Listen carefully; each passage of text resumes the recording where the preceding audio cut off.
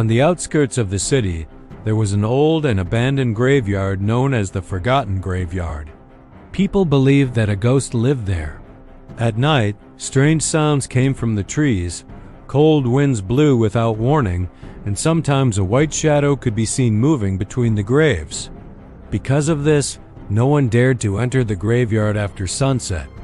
One evening, 4 friends named Ali, Samir, Bilal, and Hamza were returning home from school. They stopped near the graveyard, talking about horror stories they had heard. Ali smiled confidently and said that ghosts were not real and that people only spread rumors.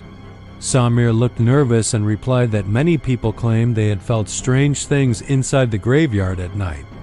Bilal laughed and suggested that they should go at night and find out the truth themselves. That night, the 4 friends returned with torches and mobile phones. As they entered the graveyard, darkness surrounded them. The graves were broken and old, and the sound of dry leaves under their feet made their hearts beat faster. The wind was cold, and the silence felt heavy. Suddenly, a deep voice echoed behind them, asking who had entered the graveyard. Hamza froze in fear and whispered that someone was really there. The torchlight moved quickly, and a white shadow passed behind a grave. Suddenly, all their torches went off at the same time. Darkness covered everything, and a cold, terrifying laugh echoed through the graveyard. The ghost slowly appeared among the graves.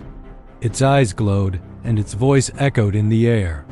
It moved from one place to another, disappearing and appearing again, trying to confuse and scare the friends.